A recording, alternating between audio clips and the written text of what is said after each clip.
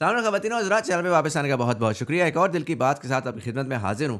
पिछली 2 एपिसोड्स में मैंने एक केस बिल्ड किया था, आपको बताया था कि पाकिस्तान के पास जिस चीज़ की कमी होती है वो उस चीज़ को डॉलर्स में इम्पोर्ट करता है और साथ ही डॉलर्स में रेंट करता है। फॉर एग्ज़ाम्पल, हमारी बिजली, हमारी गैस, हमारा ऑयल या पेट्रोल, तमाम चीज़ें डॉलर में हम इम्पोर्ट करते हैं।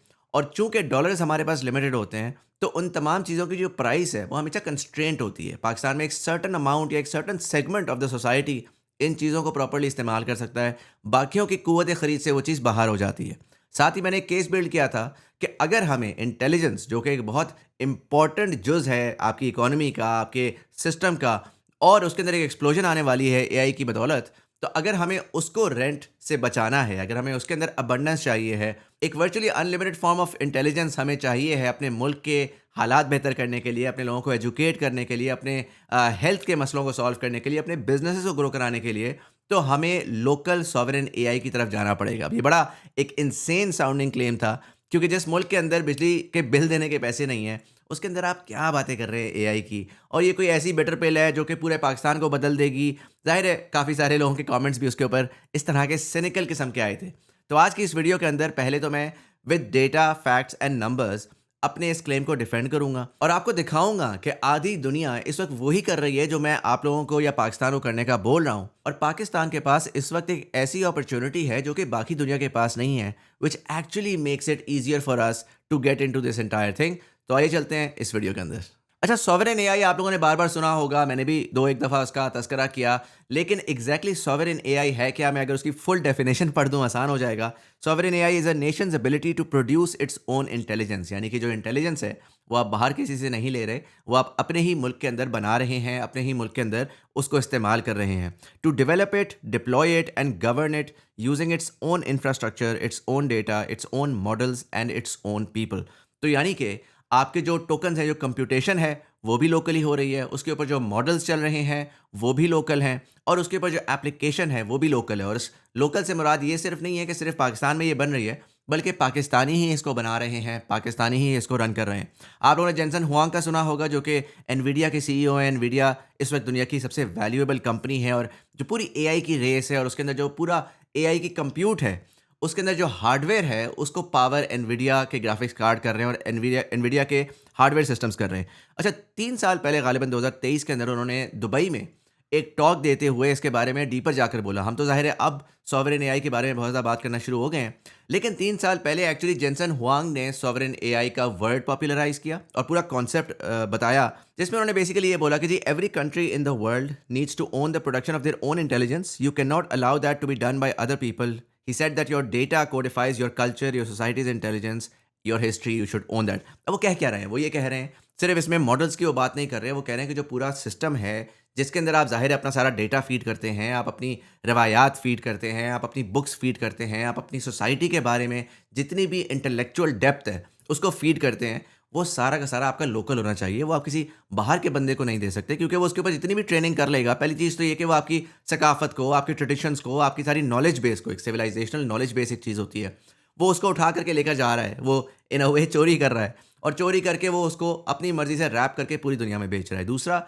वो ना आपको समझता है, ना आपके कल्चर को समझता है, और वो उस तमाम चीज़ को लेकर तोड़-मरोड़ के एक अजीब फ़ॉर्म आपको आपके हवाले करेगा। एंड थर्डली, लास्टली, जैसा कि मैंने आपको पहले बोला कि वो आपसे ये सारी की सारी चीज़ लेकर जाएगा और फिर आप ही को वो चीज़ इवेंचुअली बेचेगा in dollars, in token form. So Jensen Huang again is one of the many people. Satya Nadella from Microsoft recently talked about this. Palantir का जो सीईओ है उसने रिसेंटली इस चीज़ की बात की कि जी sovereign AI essentially organisations, countries, पूरी दुनिया में जो डिफरेंट डिफरेंट वर्टिकल्स हैं इंस्टीट्यूशंस के वगैरह वगैरह, उन सब को अपने लोकल सिस्टम से बिछाने पड़ेंगे। उन सब को इंडिपेंडेंटली सॉवरेन तरीके से अपनी एआई को ओन करना पड़ेगा। अब यहाँ पर आपको एक डिफरेंस को समझना पड़ेगा, क्योंकि पाकिस्तानी गवर्नमेंट ने एक एआई पॉलिसी निकाली जो कि बड़ी खुशाइन बात है। They are looking at this space, और वो प्रोग्रेसिवली इसको देख रहे हैं। लेकिन there is a difference between a policy जो कि एक पीडीएफ की फॉर्म में आ जाती है और उसमें बड़े बड़े कीवर्ड्स होते हैं, और एक्चुअल प्रैक्टिकली कि एआई की अगर सॉवरेनिटी हमें चाहिए, तो हमें ये नहीं करना कि जी हमारे 10 लाख बच्चे एआई पे ट्रेंड हो, जो कि होने चाहिए, बिल्कुल दुरुस्त है। लेकिन मुल्क के लिए it's a wider conversation. This is again not just a sweat shop. कि यार बैक ऑफिस के अंदर पाकिस्तानी बच्चे जो हैं वो एआई की सर्विसेज पूरी दुनिया में बेचेंगे। But Pakistan as a country के लिए हमें हार्डवेयर स्टैक भी चाहिए है, हमें मॉडल स्टैक भी चाहिए है और हमें उसके ऊपर एप्लीकेशन स्टैक भी चाहिए, जिसको मैं डिटेल में जाके इस वीडियो के अंदर आपको बताऊंगा। But before we get into that, मैं थोड़ा सा आप लोगों को बताना चाहूँगा of different countries in the world जो कि अपना जो हार्डवेयर स्टैक है या जो बिल्कुल बेस फाउंडेशनल स्टैक है ना एआई का, उसके ऊपर इन्वेस्टमेंट्स कर रहे हैं और काम कर रहे हैं। अगर हम इंडिया की बात करें, हमारे बिल्कुल साथ है, उन्होंने इंडिया एआई का मिशन लॉन्च किया।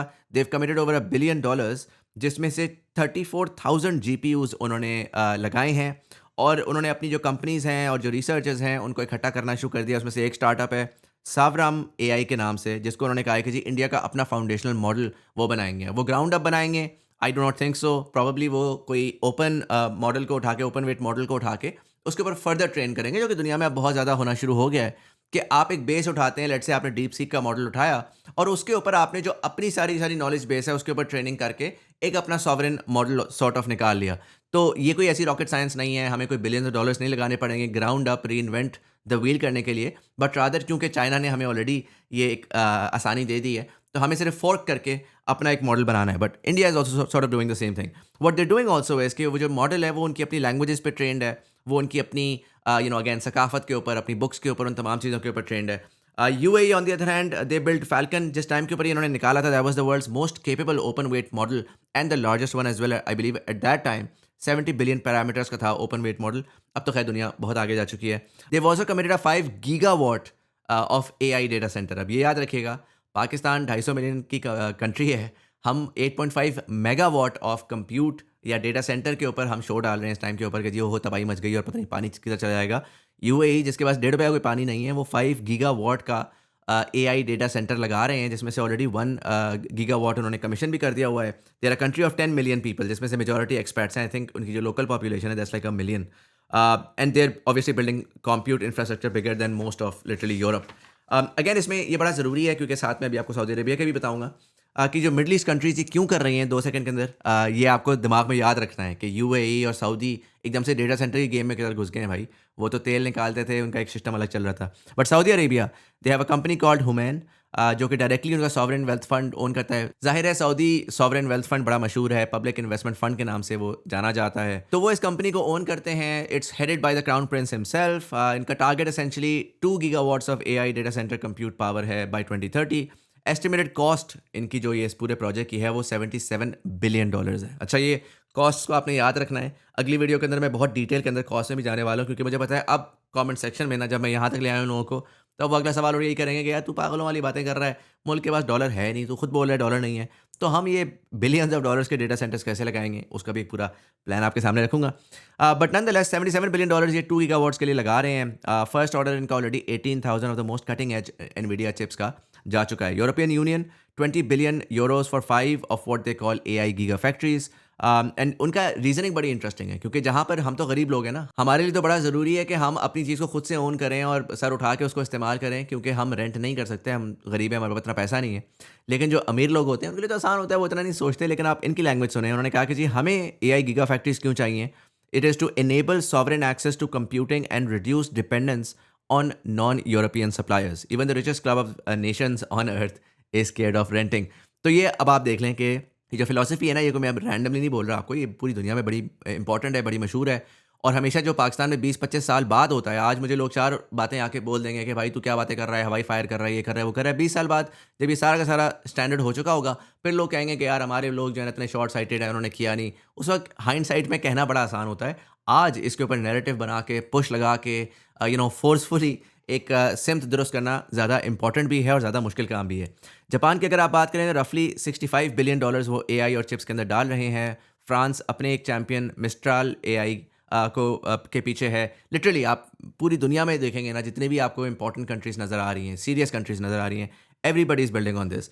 अच्छा, अब यहाँ पर जाहिर है कि जो आपने बहुत सारी ये कंट्रीज सुनी है, आप सोचेंगे कि यार ये सारी अमीर लोग हैं और इनके पास इतना पैसा है और हमारे पास इतना पैसा नहीं है, तो इनकी मिसालें देना इज़ नॉट राइट।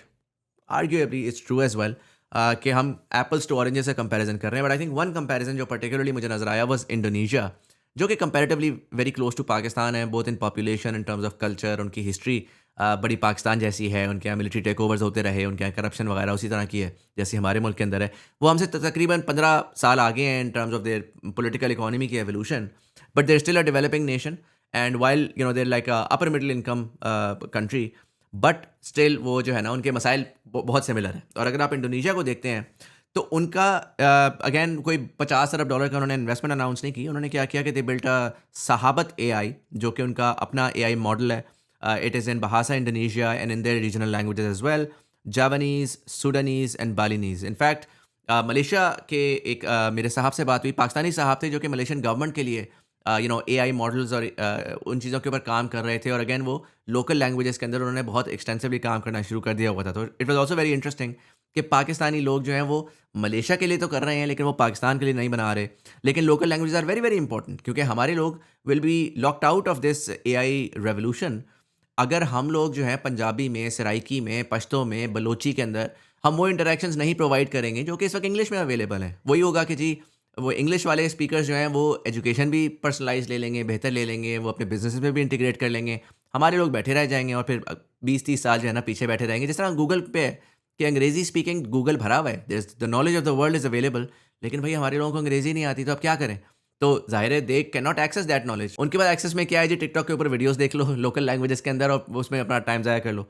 तो अगर जो आप पढ़े लिखे लोग भी हैं ना, जब हम सोचते हैं ना वो हमारे लोग कितने जाहिल हैं, अजीब लोग हैं, वो कितना फालतू कंटेंट देखते हैं, और यार वो इस वजह से देखते हैं बिकॉज किसी ने उनकी लैंग्वेज में जाकर के कंटेंट बनाने की कोशिश की है पढ़ा लिखा, या उन्होंने उनके लिए, उनके दिमाग के लिए, उनके प्रॉब्लम्स के लिए कोई सोल्यूशंस बिल्ड करने की कोशिश की है, जो कि अगेन एआई के अंदर बहुत ईजिली की जा सकती है। एक मैं स्टार्टअप को शाउट आउट भी दूंगा, uplift.ai, जो कि गालिबन इस लोकल लैंग्वेज की चीज़ के ऊपर काम कर रही है, but I personally don't think, मेरी उनके फाउंडर से भी मुलाकात हुई थी, it's a tough place to be in अगर आपके पास एक ओवरऑल इंडस्ट्री एंड एक पूरी नेशन की सपोर्ट ना हो। मैं I fall short of saying government की सपोर्ट, बिकॉज आखिर में मैं आपको बताऊंगा कि गवर्नमेंट का इंटरेक्शन विद एआई के बारे में मेरे क्या तासुर आते हैं। पर्सनली मैं I do not support government getting into anything, खासकर Pakistani government getting into anything, क्योंकि वो दिमाग ही ख़राब करते हैं। लेकिन ओवरऑल इकोसिस्टम को सपोर्ट करना, उसके ऊपर नैरेटिव बनाना, उसके ऊपर लोगों की सपोर्ट बहुत ज़रूरी है टू सॉल्व दीज प्रॉब्लम्स। खैर, हम वापस इंडोनेशिया के ऊपर आते हैं।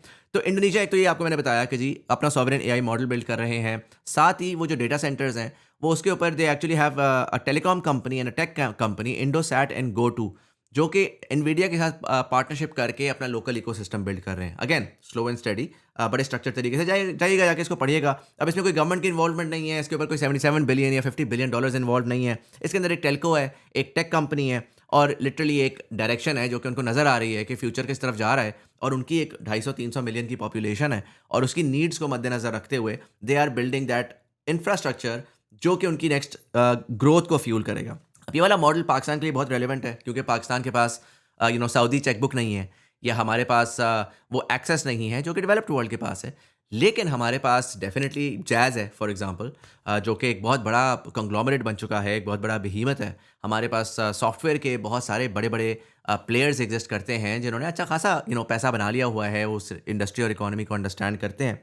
तो definitely Pakistan can emulate that. अब जहाँ पर हमने ये देखा कि जी दुनिया भर में इसके ऊपर काम हो रहा है, यहाँ पर मैं आप लोगों को थोड़ा-सा समझाना चाहूँगा, क्योंकि काफ़ी दफ़ा एम्बिग्युइटी आ जाती है, और मैंने थोड़ा-सा इसके बारे में तज़किरा भी किया, बट मैं सादा तरीके से आपको सिखा दूँगा। यहाँ पर कहीं पे शायद मेरे एडिटर भाई जो हैं वो उसकी एक ग्राफ़िक्स भी डाल दें। But basically it's like a pyramid AI का। बेस लेयर के ऊपर आपका हार्डवेयर है, जो कि आपके एनवीडिया की चिप्स हैं, रैम है, स्टोरेज है, वो इंफ्रास्ट्रक्चर है, डेटा सेंटर की दीवारें हैं, उस दीवारों के अंदर जो है ना ये सारा कुछ लगा हुआ है, और ये कंप्यूटेशन प्रोवाइड कर रहा है। जैसा कि आपका लैपटॉप होता है, उसके बाद आपने कोई भी सॉफ्टवेयर रन करना है तो laptop itself is the hardware जिसके ऊपर वो रन होता है। तो that is the hardware layer that's sitting at the bottom. उसके ऊपर मॉडल्स हैं, यानी कि इन हार्डवेयर्स के ऊपर रन क्या होगा, वो आपके डेफिनेटली मॉडल्स हैं, डिफरेंट जो एलएलएम्स आपने सुना होगा, क्लॉड का है, ओपन एआई का है, ओपन सोर्स इसमें बहुत सारे अब आ चुके हैं। इनफैक्ट आज ही मैं देख रहा था क्वेन 3.8 आया है, जो कि 4.6 ओपस जो आया था, जो कि विच वाज़ अ रेवोल्यूशनरी मॉडल, वो सेम क्वालिटी दे रहा है, but now it's available on your laptop. Literally एक 64 जीबी रैम के लैपटॉप के ऊपर आप उसको रन कर सकते हैं। अगर मैकबुक हो खासकर आपके पास लेटेस्ट वाली, तो आप उसको बड़े अच्छे से रन कर सकते हैं, giving you the same quality that Opus 4.6 was giving 6 months ago. So that's absolutely mind numbing to me कि किस स्पीड के साथ ये ओपन सोर्स जो है वो ग्रो कर रहे हैं। But that's your basically model layer, right, LLM layer जिसको आप कह लें। और उसके ऊपर आपकी एप्लीकेशन लेयर आती है कि बेसिकली आप अगर एक सॉफ्टवेयर इस्तेमाल कर रहे हैं जो कि कोई भी काम कर रहा है, एजुकेशन का सॉफ्टवेयर है, वो क्या आता है ना कि जी एआई इनेबल्ड एजुकेशन सॉफ्टवेयर। तो वो जो एप्लीकेशन है जिससे आप इंटरैक्ट कर रहे हैं, आप अपना कोई प्रॉब्लम बता रहे हैं उसको, उससे आप एक सोल्यूशन ले रहे हैं, वो application actually behind the scenes जो एआई है वो एलएलएम के थ्रू यूज़ कर रही है, और वो LLM behind the scenes actually एक हार्डवेयर के ऊपर होस्टेड है, दैट्स द पिरामिड। अब इस पिरामिड को अगर आप पाकिस्तान में देखें, starting from the top, application layer हम फुली ओन करते हैं, क्योंकि हमारे पास फ्रीलांसिंग इकोसिस्टम बहुत ज़बरदस्त बिल्ड हो चुका है। हमारे पास सॉफ्टवेयर हाउसेस का, हर शहर के अंदर सॉफ्टवेयर हाउसेस अवेलेबल हैं। बहुत सारा ऐसा टैलेंट एग्जिस्ट करता है जो वर्ल्ड क्लास सॉफ्टवेयर्स और प्रोडक्ट्स के ऊपर काम करता है। बहुत सारों से ऑलरेडी मैं इस चैनल के ऊपर बात कर चुका हूँ। आई नो, सुबह शाम मैं बैठता हूँ ऐसे लोगों के साथ। पाकिस्तान का वर्ल्ड क्लास टैलेंट है, इसके ऊपर कोई डाउट ही नहीं है। मतलब इसके ऊपर कोई आर्ग्यू भी नहीं करेगा कि एप्लीकेशन लेयर हम ओन नहीं करते, या सो ऑन। सेकंड आता है मॉडल। मॉडल के अंदर ज़ाहिर है कि आज से 1 साल, 1.5 साल पहले ये कन्वर्सेशन थी कि जी मॉडल तो आप कभी भी नहीं बना सकते, आप तो गरीब हैं। मॉडल तो इक्के-दुक्के कोई बनाएँगे, अमेरिका बना लेगा, चाइना बना लेगा, और बाकी हम सारे के सारे उस मॉडल को इस्तेमाल करके उसके ऊपर एप्लीकेशन के ऊपर काम करेंगे। अच्छा, चाइना ने जो गेम खेली ना, वो ये ओपन वेट वाली, कि जिसके अंदर उन्होंने कहा कि जी ठीक है, हम बस ट्रेन करेंगे और हम मार्केट में फेंक देंगे, और आपने जैसे उसको इस्तेमाल करना है, आपके सर का दर्द है। ज़ाहिर है वो एक जियोपॉलिटिकल कॉम्पिटिशन था जिसकी वजह से वो गेम खेल रहे थे। लेकिन उसका फ़ायदा जो हुआ ना, वो सारे के सारे गरीब-गुरबा को हुआ, पाकिस्तान जैसे लोगों को हुआ। टू द एक्सटेंट कि अब आप लिटरली चाइनीज़ मॉडल ले सकते हैं, और उसको ले करके आप अपने पर्टिकुलर डेटा के ऊपर ट्रेन करके आप उस मॉडल का अपना वर्ज़न बना सकते हैं। इनफैक्ट बहुत सारे लोग अब क्या कर रहे हैं कि बड़े-बड़े मॉडल्स ले रहे हैं, उसके ऊपर डिस्टिलेशन करके एक टारगेटेड स्मॉल लैंग्वेज मॉडल बना रहे हैं। मेरी इनफैक्ट अभी पिछले दिनों अटलांटा के अंदर एआई वीक हुआ, टेक वीक हुआ, उसके अंदर एआई कॉन्फ्रेंस थी, उसमें मेरी मल्टीपल लोगों से मुलाकात हुई। एक कंपनी पर्टिकुलरली जॉर्जिया टेक के अंदर इंक्यूबेटेड है, जो कि बेसिकली कर ही रही है। वो कहती है कि जी हम किसी भी ऑर्गेनाइजेशन के पास जाते हैं, हम एक open weight large language model उठाते हैं, but like small weights, let's say 50 to 100 billion वाला, और उसके अंदर हम आपको टारगेटेड आपके लिए एक मॉडल बना देते हैं फोर्क करके, 15-20 हज़ार डॉलर लेते हैं वो, और वो आपके लिए एक एक फोकस्ड मॉडल बना देते हैं। तो that model, it's like very small, 3-4 billion parameters का वो मॉडल होता है। अगेन बहुत टेक्निकल हो रहा है for people who don't know AI, but इसको आप इस तरह समझ लें कि ये जो ट्रेनिंग योर ओन मॉडल्स वाला कॉन्सेप्ट है, ये कोई बहुत अनोखा नहीं है। अब ये बिल्कुल डेफिनेटली पॉसिबल है। और जो आपका यूज़ केस होता है ना, जो ये बड़े-बड़े मॉडल्स हैं, जो क्लॉड का है, चैट जीपीटी का है, ये ओपन एंडेड मॉडल्स हैं, जिसमें ये एक मॉडल हर किस्म का काम कर सकता है, हर किस्म का सॉल्यूशन प्रोवाइड कर सकता है। लेकिन अब जो दुनिया जिस तरफ जा रही है, उसके अंदर आप टारगेटेड फोकस्ड प्रॉब्लम स्टेटमेंट्स के लिए छोटे-छोटे मॉडल्स बनाते हैं, ताकि आपकी कंप्यूट कॉस्ट भी बचे, ताकि आप अपने अगेन एनवायरनमेंट को ओन कर सकें। तो मॉडल लेयर के ऊपर अभी हमारे पास सॉवरेनिटी नहीं है, हम उसको ओन नहीं करते, लेकिन हमें डेफ़िनिटली उसके ऊपर फ़ोकस करना है। हमें वहाँ पे ऐसे मॉडल्स चाहिए हैं जो कि हमारे डेटा के ऊपर, हमारे लिटरेचर के ऊपर, हमारी लैंग्वेजेज़ के ऊपर, हमारे कल्चर के ऊपर ट्रेन्ड हैं, और वो हमारे लिए रेलेवेंट हैं, जिसको हम खुद से रख भी सकते हैं, ओन भी कर सकते हैं, और उसके ऊपर अपने काम कर भी सकते हैं। नंबर 3 के ऊपर हार्डवेयर आता है, and that is the argument that I have been making over the last 3 videos, कि हार्डवेयर ज़ाहिर है क्योंकि फाउंडेशनल लेयर है, सबने इसके ऊपर चढ़ के काम करना है। तो hardware is where we have to invest. But थोड़ा-सा आपको एटलीस्ट ये, मेरा मकसद ये था कि मैं आपको समझा दूँ कि एक्चुअली 3 स्टैक्स हैं क्या, और उस पे किस तरह से काम होता है। अगर आप ज़ाहिर है इसमें से एक स्टैक भी आप मिस कर दें, आप अपना मॉडल ना बनाएँ, आप अपना हार्डवेयर पूरा बिछा दें, और उसके बाद फिर आप मॉडल किसी का लाइसेंस लेके रखें उसके ऊपर, तो फिर भी आप डॉलर दे करके उसके ऊपर रेंट दे रहे हैं। या आप चलें मॉडल भी अपना बिछा दें, फिर आप प्रोडक्ट्स ना बना सकें, और आप प्रोडक्ट्स बाहर की इस्तेमाल कर रहे हों, और उनको जा करके आप अपना लेट्स से मॉडल भी बेच रहे हैं, तो उसका फ़ायदा नहीं है, आखिर में आप डॉलर बाहर ही बेच रहे हैं। तो अगर आपने सॉवरेन एआई की तरफ जाना है, आपने इन तीनों स्टैक्स को फुली ओन करना है। अच्छा, अब ज़ाहिर है जो सबसे ज़्यादा क्रिटिसिज्म आता है इसके ऊपर, और मेरी पिछली वीडियोज़ पे भी आया कि जी हमारे पास तो बिजली है नहीं, हमारे यहाँ तो लोड शेडिंग हो रही है, हमारे पास तो बिजली देने के पैसे नहीं हैं, तो आप कैसे कह रहे हैं कि एआई डेटा सेंटर पाकिस्तान में लग जाएगा? ज़ाहिर है वाटर का तो मैंने आपको ऑलरेडी समझा भी दिया, अगर आपने नहीं देखा तो यहाँ पर कहीं पर लिंक आ रही होगी। बट वाटर का मसला पाकिस्तान में नहीं है। इनफैक्ट जिन साहब ने, one of the people who was working on the क्या नाम है उसका, स्काई 47 प्रोजेक्ट, उन्होंने कमेंट भी किया हुआ है मेरी वीडियो के ऊपर, जिसमें उन्होंने बताया हुआ है कि जो स्काई 47 का सिस्टम है, that's a closed loop system, and that is actually not using a lot of water. तो वो एक रिडंडेंट कन्वर्सेशन है, कि यार पानी खत्म हो जाएगा, और so on and so fourth. जो ज़्यादा इंपॉर्टेंट कन्वर्सेशन लोगों की होती है, वो एनर्जी के ऊपर होती है, कि भाई हमारे पास तो लोड शेडिंग हो रही है, हमारे पास तो बिजली नहीं आ रही, अगर दिन में 6 घंटे बिजली जाएगी तो डेटा सेंटर किस तरह से काम करेगा। Again, the reason why people say that is because they don't understand the problem of electricity to begin with. इसके ऊपर ढेर सारी मैं वीडियोज़ कर चुका हूँ, बहुत सारे और लोग कर चुके हैं, लेकिन ज़ाहिर है लोगों ने हमेशा नहीं देखी होती। तो पाकिस्तान का बिजली का मसला इस वजह से नहीं होता क्योंकि हमारे पास इनफ बिजली नहीं है। पाकिस्तान का बिजली का मसला एक इनहेरेंटली इकोनॉमिक प्रॉब्लम है। हमारी जो एक्चुअल कैपेसिटी है, वो तकरीबन 46,000 मेगावाट्स, यानी कि 46 गीगावाट्स की कैपेसिटी है हमारे पास। और हमारी जो पीक डिमांड होती है ना समर में, वो कि तकरीबन 20-22 हज़ार होती है, यानी कि जो एक्चुअल कैपेसिटी है उसकी हाफ हमारी डिमांड है, ये याद रखिएगा आप। और जो प्रोडक्शन है वो काफ़ी दफ़ा उससे थोड़ी सी कम ही होती है पाकिस्तान के अंदर, क्योंकि हम अफोर्ड नहीं कर सकते। अच्छा, जो डिमांड एंड प्रोडक्शन का गैप है ना, that is actually why load shedding happens in the first place. अब वो क्यों होती है? वो होती बड़ी सिंपल रीजंस की वजह से, क्योंकि हमने बड़े स्टूपिड किस्म के मुआहिदे किए जो कि हमने डॉलराइज्ड किए, और उन मुआहिदों के अंदर कैपेसिटी पेमेंट्स का आंसर था, जो कि बेसिकली जब ये कारखाने लग रहे थे तो ज़ाहिर है कि एक फ्री मार्केट के अंदर तो ऐसे होता है कि यार आप आओ और आके इन्वेस्ट करो, कारखाने लगाओ, उसके बाद आप जाके चीज़ें बेचो और बेच के आप पैसे कमा लो। लेकिन हमने अपने बड़ों को, या हमारे जो बड़े थे, जो अमीर लोग थे, रेंट सीकर्स, उन्होंने कहा जी लगाने का जो रिस्क है वो भी नहीं होना चाहिए, और ख़रीदारी भी आपकी गारंटीड होनी चाहिए, और ये गारंटी सारी की सारी डॉलर में होनी चाहिए। मतलब इंतहा से ज़्यादा बुलशिट एंड माइंड नमिंग किस्म के डिसीजंस, जिसके ऊपर बंदा दीवार पे सर ही मार सकता है। लेकिन उन्होंने क्या किया, उन्होंने कहा कि जी लेट्स से ये कारखाना लगाने पे हमारा $5 अरब का बिल आ रहा है, तो हम अपने $500 मिलियन लगाएँगे, बाकी 4.5 अरब डॉलर जो है वो हम कर्ज़ा लेकर के हम ये कारखाना लगाएँगे, और वो कर्ज़ा हम नहीं वापस करेंगे माल यानी कि बिजली बेच के, वो कर्ज़ा गवर्नमेंट ऑफ पाकिस्तान वापस करेगी, क्योंकि ज़ाहिर है उनके लिए हम लगा रहे हैं, they are the single buyer, तो वो कर्ज़ा वो वापस करेंगे। चलें ठीक है, आपने वो मुआहिदा कर दिया। अब वो कर्ज़े की वापसी जो है वो आपने कहा कि 30 साल का वैसे टोटल कॉन्ट्रैक्ट है, लेकिन कर्ज़ा सारा का सारा आपने 10 साल में वापस करना है। तो एकदम से फ्रंट लोड हो गया आपकी कॉस्ट, यानी कि जितनी आपने आराम-आराम से आप उसकी कॉस्ट वापस करते, तो वो पहले 10 साल के अंदर ठीक-ठाक आपको देनी पड़ गई, जिसकी वजह से आपकी कमर टूट रही है इस टाइम के ऊपर, और आपको एक्चुअल जो मसला पेश आ रहा है वो कैपेसिटी पेमेंट्स का आ रहा है। मज़ेदार आपको नंबर बताता हूँ, हर साल पाकिस्तानी गवर्नमेंट को 2 से लेके 2.5 ट्रिलियन रुपीज़ की कैपेसिटी पेमेंट्स देनी पड़ती हैं। रफ़ली ये आज के डॉलर रेट के हिसाब से $7 बिलियन बनता है। यानी कि हर साल हम $7 बिलियन वर्थ का हम कर्ज़ा चुका रहे हैं, ऐसे कारखानों का जो कि हम इस्तेमाल भी नहीं करते, जो कि फालतू में पड़े-पड़े उनको ज़ंग लग रहा है।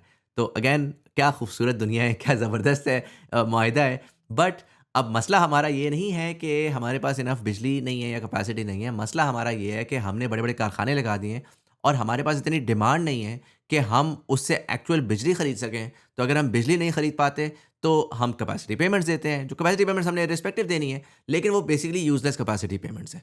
अब इसका सॉल्यूशन भी जो है ना, वो एक्चुअली इस चीज़ में नहीं है कि यार मैं कारखाने बंद कर दूँ या मैं ये कर दूँ या मैं वो कर दूँ। इसका सॉल्यूशन बड़ा सिंपल है कि यार अगर आप डिमांड बढ़ा दो, अगर 45,000 मेगावाट्स आपकी टोटल कैपेसिटी है, आप उसमें से 25,000 यूज़ कर रहे हो। बाय द वे विंटर्स के अंदर हमारी demand sometimes falls to as low as 7,000 megawatts, जो आपके सही ठंडे टाइम होते हैं, विंटर्स की रातें होती हैं जब इंडस्ट्री बंद पड़ी हुई होती है। तो जो मिनिमम हमारी डिमांड है वो 7,000 मेगावाट्स है, जो कि अगेन आप सोचें it's like 1/7 of your total capacity. अब मसला क्या है? हमारा डिमांड का है, हमें कस्टमर्स चाहिए। अब कस्टमर्स जो हैं वो ज़ाहिर है कि चूँकि कैपेसिटी पेमेंट्स बढ़ी जा रही है, तो it's a chicken and egg. In fact वो एक सेल्फ फुलफिलिंग प्रोफेसी सी है कि बिजली महंगी होती जाती है, जिसकी वजह से customer start getting pushed out. As मोर customer start getting pushed out, तो कैपेसिटी पेमेंट जो है वो रिमेनिंग कस्टमर से पड़ती है, बिजली और महंगी हो जाती है, और वो एक इन्फिनिट डेथ स्पाइरल है। तो हमें एक ऐसा कस्टमर चाहिए जो कि 24/7 बिजली खरीदे, जो कि टाइमली पेमेंट्स करे, जो कि फाइनेंशियली उसका हालात या सिचुएशन बेहतर हो। ये ना हो कि यार बेचारा मिडिल क्लास ख्वार हो रहा है, उसके हेल्थ के भी बिल्स हैं, 10 बिल्स हैं, और उसके ऊपर वो बिजली का जब उसके ऊपर थोड़ा-सा बिल आता है तो वो परेशान हो जाता है। उस सॉल्यूशन के लिए literally data centre is the ultimate solution, क्योंकि एक सिंगल बायर है, ठीक-ठाक बिजली वो एक्वायर कर लेता है, कोई कॉस्ट नहीं होती आपको डिस्ट्रीब्यूट करने की बहुत सारे डिफरेंट लोगों को, कोई उसकी रिकवरी की कॉस्ट नहीं है। अगेन जो इसकी सेल है वो बड़ी हाई वैल्यू है, तो इस वजह से उसके ऊपर जो है ना बिजली का बिल देना उनके लिए इतना कोई प्रॉब्लम नहीं है। मार्जिन्स बहुत ज़्यादा हैं। अगेन याद रखिएगा, आपने डेफिनिटली सुना होगा कि एआई प्रॉफिटेबल नहीं है, ये लोग पैसे नहीं कमा रहे। वो इस वजह से बिकॉज़ ट्रेनिंग के ऊपर ये पैसे लूज़ कर रहे हैं। जो इन्फेरेंस है ना, यानी कि आपने मॉडल एक दफ़ा लगा दिया और उस मॉडल को आप फिर बेच रहे हैं डिफरेंट लोगों को, उस पे लोग बहुत प्रॉफिटेबल हैं। तो अगर पाकिस्तान में डेटा सेंटर लगता है और उस पे इन्फेरेंस होती है, तो वो इन्फेरेंस के ऊपर वो ठीक-ठाक पैसे कमा सकते हैं। पैसा जो बेसिकली आपका ज़ाया हो रहा है ना, ये सब्सिडी दी जा रही है, वो सारी-सारी ट्रेनिंग के ऊपर दी जा रही है, क्योंकि ये तमाम companies they are trying to be at the forefront of this technology. तो वो अपना सारा पैसा जो है वो ट्रेनिंग के ऊपर खर्च कर रहे हैं, जिसकी वजह से इनके जो ये सर्कुलर फाइनेंसिंग और वो सारे इश्यूज़ हैं। वरना आप मार्केट में जाएँगे, लोगों से पूछेंगे, तो जितने भी एनालिस्ट हैं, तो वो आपको बता रहे हैं कि इन्फ्लुएंस के ऊपर इवन क्लॉड पैसे बना रहा है, इन्फ्लुएंस के ऊपर चैट जीपीटी पैसे बना रहे हैं, जितनी भी ये कंपनियाँ हैं, वो एक्चुअली इन्फ्लुएंस के ऊपर पैसे बना रही हैं। सो दे एक्चुअली हैव मार्जिन्स, और उसके ऊपर वो बहुत आसानी से बिजली का बिल पे कर सकते हैं, और इससे एक्चुअली जो आपकी कैपेसिटी पेमेंट का मसला है, वो एलिविएट होता है, बजाय इसके कि वो मज़ीद ख़राब हो। अब ज़ाहिर है गवर्नमेंट ऑफ पाकिस्तान को ये बात पता है, जिसकी वजह से उन्होंने 2000 मेगावाट जो है वो वक्फ़ किए हैं एआई डेटा सेंटर्स के लिए। लेकिन इसके अंदर जो एक कैविएट मैं कहूँगा वो ये है कि इसमें थोड़ी-सी उड़ती-उड़ाती ये आ रही है कि जी वो 2000 मेगावाट जो है वो सब्सिडाइज़्ड बिजली हम देंगे, जो कि अगेन अब जहाँ पर मैं ये कह रहा हूँ कि डेटा सेंटर बहुत अच्छी चीज़ है और उसको होना चाहिए, वहाँ पर साथ ही उसको प्रमोट करने के लिए कोई सब्सिडी देने की ज़रूरत नहीं है। आप फिर से वही रेंट सीकिंग बेवकूफ़ी करेंगे। जैसा कि आपने फर्टिलाइज़र की जो कंपनियाँ हैं हमारी, उनको आपने गैस सब्सिडी की दी हुई है। आप हर चीज़ आप सब्सिडी पे देते हैं ना, क्योंकि हमारा बड़ा जो है वो इनकेपेबल है फ्री मार्केट में कम्पीट करने से। तो उसको पहली फुर्सत में ये होता है कि यार मुझे मुफ़्त में कोई चीज़ मिल जाए। भाई आपको अगर बिजली के ऑलरेडी लाले पड़े हुए हैं, आपको इकोनॉमिक्स दुरुस्त करनी है, तो आपने सब्सिडी नहीं देनी। आपने ओपन मार्केट फ्री मॉडल के ऊपर उसको लेकर आना है, उससे बोलना है कि जी गारंटी आपने क्या देनी है? आपने कहना है 24/7 तुम्हें बिजली ज़रूर मिलेगी। तुम्हारी कभी बिजली कट नहीं होगी।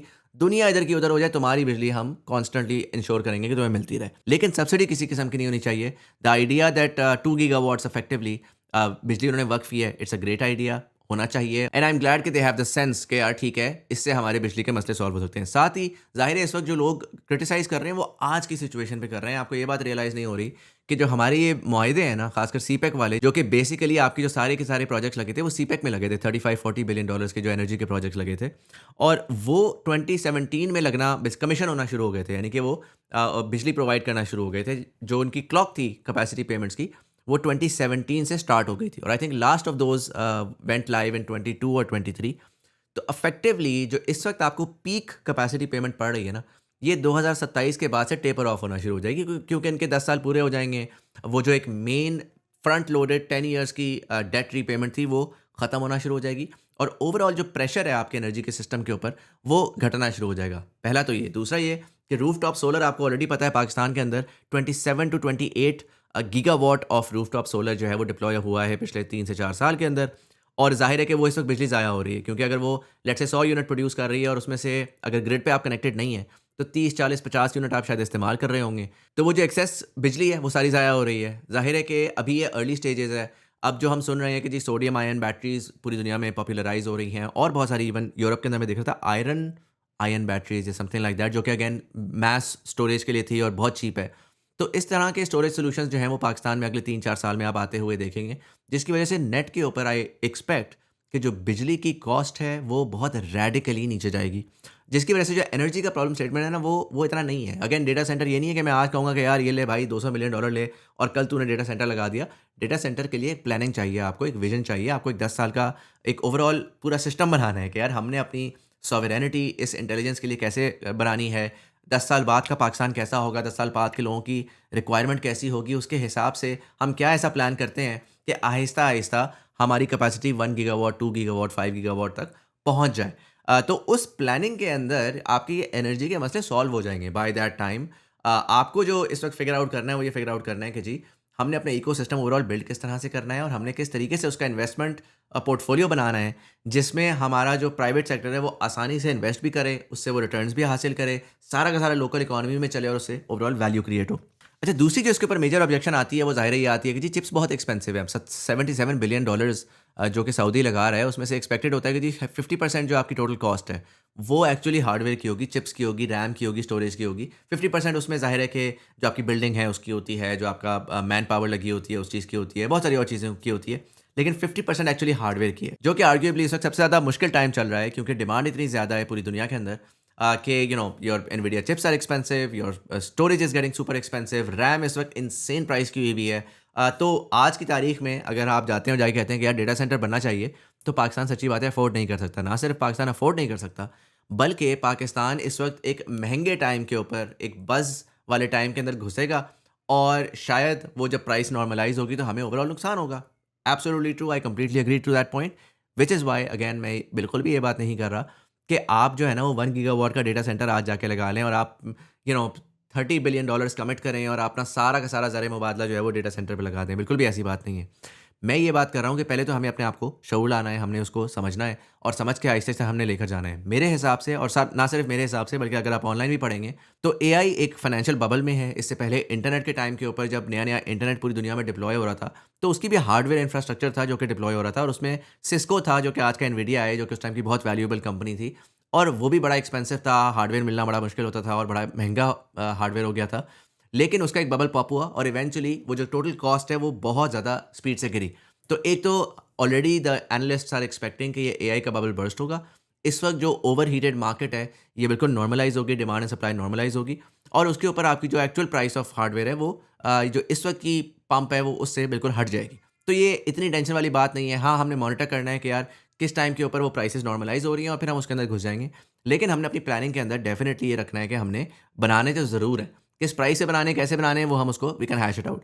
दूसरा, इस वक़्त एक आपको ये समझना चाहिए कि टोटल मोनोपोली चल रही है। दुनिया में एक कंपनी ऐसी है जो कि वो मशीन बनाती है, जिस मशीन से चिप्स बनती हैं। दुनिया में एक मेजर कंपनी ऐसी है जो कि चिप्स को एक्चुअल में प्रोड्यूस करती है डिज़ाइन्स लेके एप्पल का, सैमसंग का वगैरह-वगैरह। और इसी के साथ-साथ फिर एक मेजर कंपनी है जिसकी डिज़ाइन की हुई चिप्स जो हैं वो पूरी दुनिया में बिक रही हैं। अगेन एएसएमएल मशीन वो जो कि चिप्स बनाती है, टीएसएमसी वो मशीन जो कि डिज़ाइन लेकर के डिफरेंट चिप्स को एक्चुअली प्रोड्यूस करती है एएसएमएल की मशीन को इस्तेमाल करके, और एनवीडिया जिसका डिज़ाइन टीएसएमसी बना करके पूरी दुनिया में बेचते हैं। So it's a very sort of monopolised market, जिसकी वजह से ज़ाहिर है कि प्राइस बहुत ज़्यादा है। चाइना जैसा कि उसने सोलर पैनल्स को कमोडिटाइज़ किया, जैसा कि उसने इलेक्ट्रिक कार्स को कमोडिटाइज़ करना शुरू कर दिया, उसी तरीके से अब वो घुस गया है चिप मैन्युफैक्चरिंग के अंदर। उन्होंने मल्टीपल कंपनीज़ बनाई हैं और मल्टीपल पैसा उसमें तो उनके डाला है, जो कि वो चिप मेकिंग मशीन्स बना रहे हैं जो कि एएसएमएल से कम्पीट करेगी। हो सकता है कि एएसएमएल दुनिया की सबसे कटिंग एज मशीन बना ले, लेकिन चाइना को दुनिया की सबसे कटिंग एज मशीन नहीं चाहिए। वो अगर 95% भी उसकी एफिशिएंसी अचीव कर लेता है with half the cost for example, या वो एटलीस्ट ये भी कर देता है कि दुनिया में एक कंपनी के बजाय 15 कंपनियां आ जाती हैं, तो सडनली उस कंपटीशन की वजह से मार्केट में ओवरऑल प्राइस गिरती है। इसमें अगेन एक मूर्स लॉ एग्जिस्ट करता है, जिसमें the idea that every technology will lose its price to almost half every 2 years। वो एग्जिस्ट करता है। ये जो लोग कंप्यूटर साइंस वगैरह पढ़े हुए हैं, जिन्होंने, उनको पता है कि ये एक लॉ है और उसकी बेसिस के ऊपर हमेशा प्राइसेस ओवर टाइम गिरती रहती हैं। तो इसी तरीके से जो आपका हार्डवेयर है, जिसकी प्राइस इस वक्त डिमांड सप्लाई की वजह से पंप हुई हुई है, वो ओवर टाइम कम होगी। ऑलरेडी हवावे जो है वो अपनी असेंड चिप्स जो है वो मार्केट में लेकर आ चुका हुआ है, जिसने एक काउंटर ऑल्टरनेटिव प्रोवाइड करना शुरू किया है। क्योंकि आपको पता है, मैंने गुल अहमद का बताया था, जो कि $250 मिलियन का जो एआई डेटा सेंटर बना रहे हैं, वो हुआवे के साथ बना रहे हैं। जो ये स्काई 47 वाला डेटा सेंटर है, ये ZTE के साथ मिलकर बना हुआ है, जो कि चाइनीज़ कंपनी है। हम तो अभी पाकिस्तान में एनवीडिया की तरफ जा ही नहीं रहे, हम तो चाइनीज़ के साथ ही पार्टनरशिप्स करके बहुत सारे ऑलरेडी डिप्लॉय करना शुरू हो गए।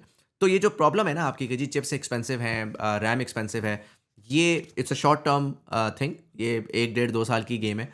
ये इंशाअल्लाहुल अज़ीज़ जो है ना, ये नॉर्मलाइज़ हो जाएगी, सॉर्ट आउट हो जाएगी। तो हमें उसके हिसाब से अपने आप को टाइम करना है, हमें वो प्रिपरेशन करनी है कि बाय द टाइम वो सस्ती हो, तो हम अपने पैसे उस तरफ लगाएँ। वरना हम आज भी जिस तरीके से $16 अरब हम ऑयल की इम्पोर्ट के ऊपर लगाते हैं, हम जो है वो चुटकुले मँगवाने के ऊपर, हम एसयूवीज़ मँगवाने के ऊपर, फॉर्च्यूनरें मँगवाने के ऊपर पैसा लगा रहे हैं ना, ताकि हमारे लोग ऐशी कर सकें, अपने डाले लेके फिर सकें और बेवकूफ़ों वाली हरकतें कर सकें।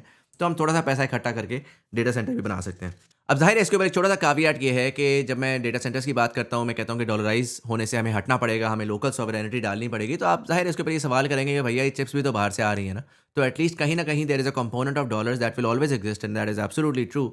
लेकिन बजाय इसके कि आप कॉन्स्टेंटली रेंट कर रहे हैं अपने टोकन्स, जो कि आपने टोकन रेंट किया, एक दफ़ा यूज़ कर लिया and then it's gone away, जिसमें आप डॉलर देके एक ऐसा एसेट हासिल कर रहे हैं जो कि 3 से 5 साल एट अ मिनिमम आपका काम निकालता है, आपको वैल्यू प्रोड्यूस करके देता है, और उस वैल्यू को ज़ाहिर है कि आप मोनेटाइज़ करेंगे, उससे भी आप डॉलर कमाएँगे। तो ओवरऑल जो हार्डवेयर इटसेल्फ है, आप उसमें मिनिमाइज़ कर रहे हैं the cost of dollars that actually go into. For example इसकी बेहतरीन मिसाल आपकी सेल फ़ोन्स की है, कि पहले हम सेल फ़ोन सारे के सारे पाकिस्तान में बाहर से मँगवाते थे, और ज़ाहिर है कि उसकी एक पर्टिकुलर कॉस्ट होती थी। एक एक सेल फ़ोन है, वो बाहर बन रहा है लेट्स से $200 का, और या बाहर बिक रहा है $200 का, हम उसको $200 का मँगवा के लोकल मार्केट के अंदर उसके ऊपर 5-6 हज़ार रुपए का मार्जिन रखते थे और आगे तोड़ देते थे।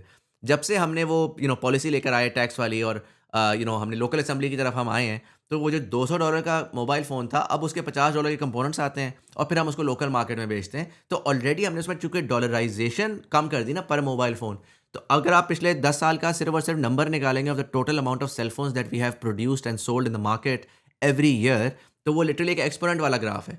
और वो अगेन क्या वजह है? क्योंकि डॉलर नेट उतना ही खर्च हो रहा है, लेकिन जो प्रोड्यूस है वो अब बहुत रेडिकली ज़्यादा बढ़ गई है।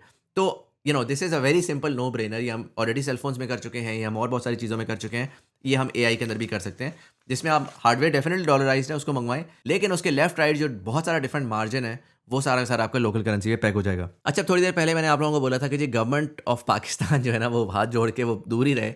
उसकी वजह ये है कि अगेन जब भी वो घुसे हैं ना, और उनको इतनी समझ होती नहीं है, लेकिन वो थोड़ा एक्साइटेड होकर जब वो घुस जाते हैं किसी चीज़ के अंदर, तो फिर एक तो वो लेफ्ट राइट वाले को साइड पे करते हैं, और वो जो उनका दिल करता है वो बनाते हैं, वही पॉलिसी होती है, और वो पॉलिसी सही है गलत है, पढ़े लिखे लोगों के साथ मिलके बनी है नहीं बनी, वल्लाह आलम, राइट? सो गवर्नमेंट का काम ये है कि वो एक यस ओवरऑल इनेबलिंग एनवायरनमेंट दे दे। गवर्नमेंट का काम ये है कि वो इंश्योर करे कि लेवल प्लेइंग फील्ड हो, जस्टिस इंश्योर करे, इंफ्रास्ट्रक्चर की अवेलेबिलिटी इंश्योर करे।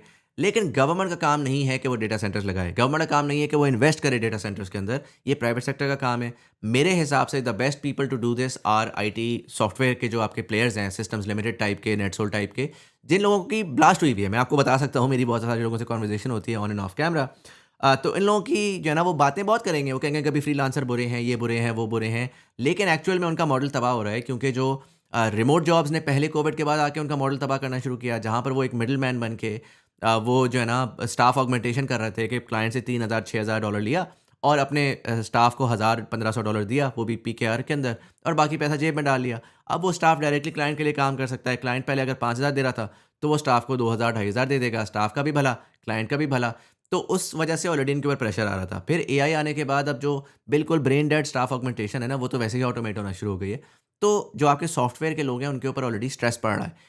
अब बजाय इसके कि वो इसके ऊपर रोते रहें, अपना इधर-उधर जाकर के छलांगे लगाएँ कि क्या करें, पहला ज़ाहिर है उनको प्रोडक्ट की तरफ मूव करना चाहिए, और इसके ऊपर हम डिटेल के अंदर कन्वर्सेशन करेंगे कि आप अपनी सर्विस को एज़ अ प्रोडक्ट किस तरह से सेल कर सकते हैं और आप स्टाफ ऑगमेंटेशन से निकल के अगली वेव में किस तरह आ सकते हैं। But more importantly, they need to be investing into the infrastructure layer, क्योंकि अगर आपको एआई रिप्लेस कर रही है, तो then you need to go and own the stack that runs the AI. कल को अगर आपने जाना है और जाके प्रोडक्ट्स बेचनी है, या आपने जो आप काम या आउटकम आप जो ह्यूमंस के थ्रू कर रहे थे, वो आप एआई के थ्रू लोगों को बेचना शुरू कर दें। अब उस एआई को बजाय इसके कि वो बाहर होस्ट हो, आपने अगर मार्जिन ज़्यादा कमाना है, तो आप डेटा सेंटर्स में इन्वेस्ट करें, लोकल कंट्री के अंदर करें, ताकि ऑटोमेटिकली टोकन्स आपके लोकल हों, उसके ऊपर सर्विस जो आप बेच रहे हैं, वो आप उसके ऊपर बना के बेचते रहें। तो ज़ाहिर है कि अगर हम जाके आज की तारीख में बात करते हैं कि यार $500 मिलियन का एक डेटा सेंटर बनेगा जो कि XYZ चीज़ प्रोड्यूस करेगा, बंदा सर खुजाता है कि इतना पैसा कहाँ से है? लेकिन मैं आज आपको ये बात बता सकता हूँ, $5 अरब अगर आपको नज़र आ रहा है ना आईटी सर्विसेज़ का रेवेन्यू, तो मैं आपको गारंटी देके कह सकता हूँ कि $10 अरब एक्चुअल रेवेन्यू है, $5 अरब दुबई में, सिंगापुर में, अमेरिका में पार्क हो रहा है। ये कोई ढकी-छुपी बात नहीं है, anyone who is in the IT sector knows this कि सिर्फ़ कॉस्ट की मद में वो पैसा पाकिस्तान लेकर आते हैं, बाकी सारा पैसा बाहर पार्क होता है।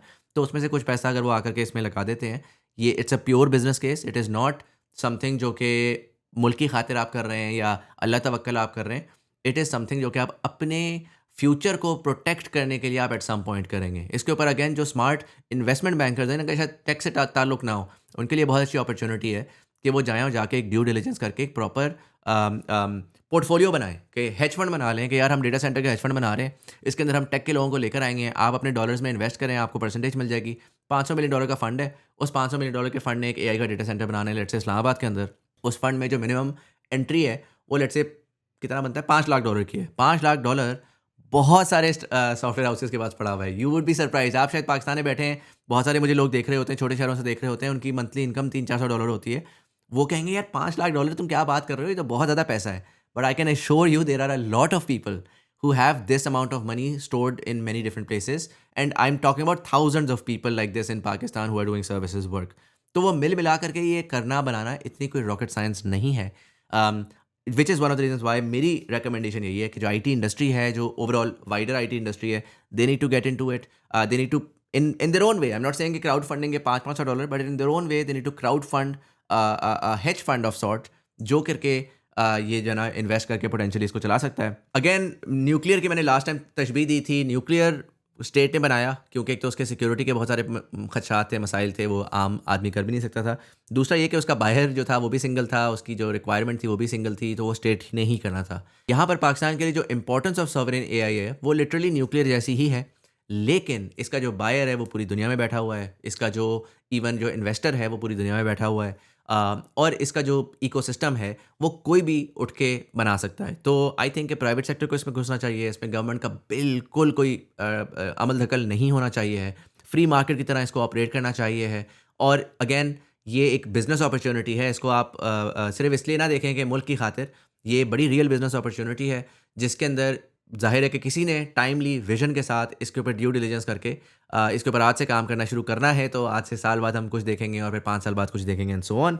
जो फाइनल क्वेश्चन आपका ज़ाहिर है इसके ऊपर आएगा नंबर्स का। अगली जो वीडियो है उसमें मैंने पूरा डिटेल नंबरों वाली की हुई है कि नंबरिंग इसकी है क्या और किस तरह से पाकिस्तान और नंबर्स में घुस सकता है। ज़ाहिर है नंबर्स बहुत बड़े हैं और वो इंटिमिडेटिंग लगते हैं, तो आपने घबराना नहीं है। बट नॉनदलेस मेरा नाम सैयद मुज़म्मिल हसन ज़ैदी है, आप देख रहे थे दिल की बात। देखने का बहुत बहुत शुक्रिया और मैं आपसे मिलता हूँ कल की वीडियो में।